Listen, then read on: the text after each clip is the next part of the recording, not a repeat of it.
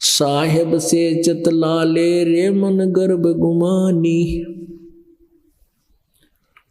साहेब से चतला, साहेब मन परमात्मा, साहेब से चतला ले रे मन गर्भ गुमानी। नाभि कमल में नीर जमा तेरा दीना मैल बनाए। नैन नाक मुख द्वारा देही नक्सक साज बनाया। दांत नहीं जब दूध दिया था अमी महारस खाए। बाहर आया भरम बुलाया बाजे तूर सनाए। तू ही तो छोड़ दी अब चला अधम किस राहे। फिर क्या बताते हैं भाई, 12 वर्ष खेलते बीते फिर लीना ब्याह कराए। तरुणी नारी से घर बारी चाल्या मूल गवाए। रातों सोवे जन्म बिगोवे धोंदी खेत कमावे। और काले काग गए घर अपने बैठे श्वेत बुगाए। फिर पीछे तो पशुआ कीजे दीजे बैल बनाए। 4 पहर जंगल में डोले तेरा तो ना पेट भराए। सिर पे सींग दिए मन बोर एक दूमत मच्छर उड़ावे। और कंधे जुआ जोते कुआ फिर जो काबूस खावे। फिर पीछे तू खर कीजेगा कुर्डी चुगने जावे। टूटी कमर पजावे चढ़े तेरा कागा मांस गिलावे। भाई सुखदेव ने 84 भुगती कहाँ रंग कहाँ राय। ऐसी माया काल बली की नारद मुनि बरमाए। अब क्या बताया इसके अंदर पुण्यात्मा, बहुत गहराई से सोचना इसमें क्या कहना चाहा परमात्मा ने। जब ये प्राणी मां के गर्भ में होता है, इसका ऊपर न पैर नीचे न सिर होते हैं। और ये इसको ऐसी पीड़ाएं होती हैं अंदर जैसे कोई मच्छर काट रहे हो। और फिर ये ऐसे मचलता है, ऐसे मचलता है। और मचले अगर वो घूमे नहीं तो मां को पीड़ा होती है। उसकी जान न हो जाए, जब बालक गुम हो जाए, बच्चा गुम हो गया घूम नहीं रहा है, तो मां को ऐसी परेशानियां पैदा हो जाती है। और वो घूमता क्यों है? क्योंकि उसको पीड़ा होती है। पीड़ा होने से जैसे मच्छर काट जाता है तो उस मच्छर के स्थान पर हाथ पैर मारकर ही हम हाथ से खुरच के शांत करते हैं उसके उस दर्द को, पीड़ा को जो थोड़ी सी। ऐसे ही वो उसके मच्छर से लड़ते हैं अंदर शरीर में, इतना परेशान रहता है। फिर ऐसे घूमता है तो मां के अंदर पेट के साथ उसकी घर्षण होती है, जिससे उसको कुछ राहत मिलती है। अब वो कोई शौक में नहीं घूमता और कोई बैरिंग नीला रखे उसके वापा घूमा है, या कोई बिजली नहीं फिट कर रखी, विवश है वो घूमने के लिए। और ना घूमा तो मां को समस्या। तो पुण्यात्मा तब ये क्या कहता है परमात्मा, मुझे इस नरक से निकाल दो। हे प्रभु, मैं कभी नहीं भूलूंगा आपको, सारा जीवन आपको याद करूंगा। अपने दैनिक कार्य को करते करते भी परमात्मा तुझे नहीं भूलूंगा, क्योंकि मां के गर्भ में इसको सब बातें याद रहती है। जब ये प्राणी मां के पेट से बाहर आते ही तो तीनों गुणों का एकदम इसके ऊपर अटैक होता है, जैसे 3 इंजेक्शन ला दें इकट्ठे ही। फिर ये भूल जाता तू कौन था, कहां से आया था, क्या पिछले जन्म में तेरे साथ बीती थी, जो मां के गर्भ में जब इसको याद था। फिर ये प्राणी जब मृत्यु को प्राप्त होता है, अब देखो पुण्यात्माओं, हम इतने ज्ञानहीन हो गए, हम भूल जाते हैं कि परमात्मा हमारी चिंता हमसे ज्यादा रखता है। मां के गर्भ में आपकी 9 महीने तक किसने परिवरस की? आपको किसने पाला? मां को तो ये नहीं पता गर्भ में बेटा है या बेटी है। किसने पाला? परमात्मा ने मां की नाभि से, आपकी नाभि से इंटरनल कनेक्शन कर दिया।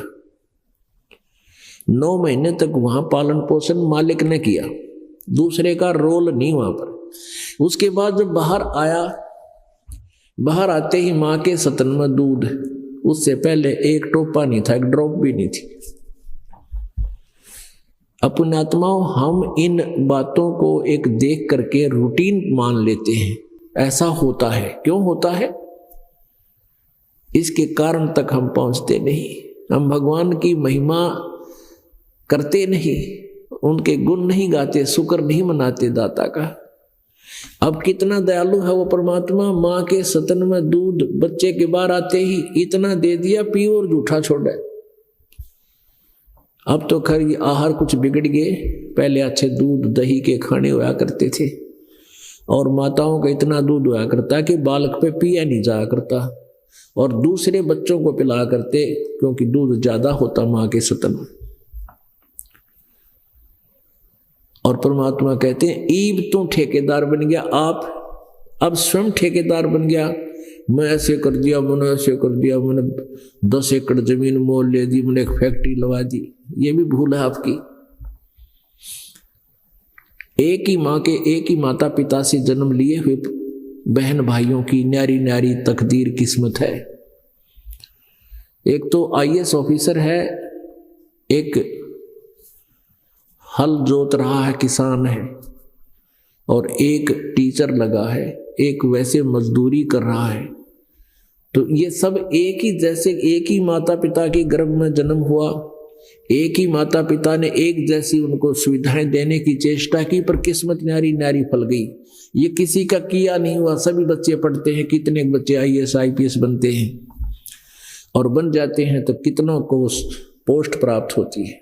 ये सारा कुछ आपके भाग्य में, आपका प्रारब्ध पहले ही बना के भेज रखा था। आपकी मृत्यु, आपको क्या कुछ मिलना है इस जीवन में, वो सब कुछ निर्धारित है। जब हम परमात्मा कबीर जी की शरण में आएंगे तो फिर हमारे भाग्य में परिवर्तन होगा। कैसा होगा कि हमारे जो अशुभ संस्कार हैं, जिनके कारण हमें कष्ट होना है, वो परमात्मा की साधना से और उनकी परम कृपा से, कबीर जी की कृपा से वो पाप कट जाएंगे, समाप्त हो जाएंगे, नष्ट हो जाएंगे। जिनके कारण हमारे जीवन में संकट उत्पन्न होने थे, क्योंकि पुण्य से तो सुख होता है और पाप से दुख, तो वो दुख समाप्त हो जाएंगे। पुण्यात्माओं, जैसे पहले फसल बीजते थे किसान, तो उसमें अड़ंगा साथ उग जाता था, घास उसके अंदर साथ ही खरपतवार उग जाता था, और गेहूं वो बीजने के बाद उसका कोई विकल्प नहीं था। पानी भी डालते थे, खाद भी डालते थे, तो अड़ंगा साथ पड़ा करता था, आधी खुराक खा जाया करता था। अब वैज्ञानिकों ने, डॉक्टरों ने ऐसी औषधि खोज दी है कि वो जल के साथ उस दवाई को डाल देते हैं, औषधि को, जब सिंचाई करते हैं। तो वो क्या करती है, घास को नष्ट कर देती है, खरपतवार को फूंक देती है और फसल को सुरक्षित रखती है। तो इसी प्रकार हमारे पुण्य और पाप रूप मिलकर प्रारब्ध बना हुआ है, और ये नाम, ये मंत्र पहले नहीं थे, जिस कारण से हमें दोनों ही प्राप्ति होती रही। जैसा कर्म किया वैसा ही फल मिलता रहा। हमने पुण्य किए वो अलग से डिपॉजिट, पाप किए वो अलग से जमा।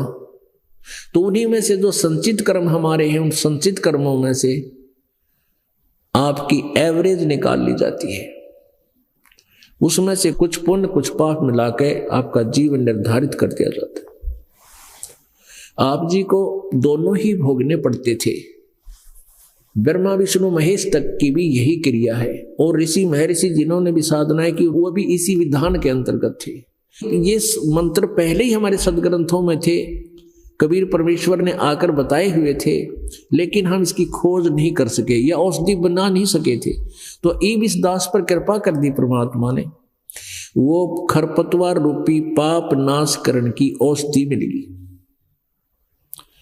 और इस औषधि से आपके सब पाप नाश हो जाएंगे, पुण्य नो के नो रह जाएंगे।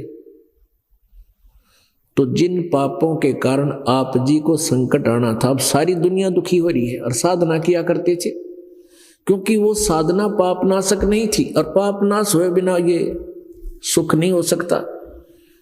अब जैसे पहले, अब भी ऐसा ही है, जो यहां नहीं आता उनकी इसके अतिरिक्त सभी जगह यही है। किसी भी संत के पास जाइए, पहले तो आपको जंतर मंत्र बताओगा, आपको आपत्ति बताते हो तो उनको कहेगा कि ऐसे नाम जाप करो, इतना दान करो, ये यज्ञ कर दो, ये ऐसा कर दो, चाहे बताओ कुछ भी हो, कुछ ना कुछ आपको बताएगा कि ऐसी क्रिया करो। जब उन क्रियाओं से आपको लाभ नहीं होगा, फिर वो कहेगा कि ये तो तेरे भाई भाग में लिख रखा है, ये तो तेरे प्रारब्ध में है, तने भोगना ही पड़ेगा, इसका कोई समाधान नहीं है। अब पुण्यात्माओं, हम परमात्मा की भक्ति इसलिए करते हैं कि हमारे भाग में कष्ट हो, दुख हो भाग्य में, और वो ना आवे, हमारे ऊपर कोई आपत्ति आनी हो वह टले। और यदि हम भक्ति भी कर रहे हैं और हमारे ऊपर जो बिजली गिर रही है वह गिर भी रही है, तो भक्ति कैसे करेंगे? हम कर ही नहीं सकते। और यही कारण हुआ कि जिन साधनाओं को हम करते थे, आपत्तियां टली नहीं, टेंशन समाप्त हुई नहीं, तो हम अपराधी बन गए। कोई चोरी करने लग गया, कोई रिश्वतखोर हो गया, कोई 2 नंबर का काम करे, कोई मिलावट करने लग गया।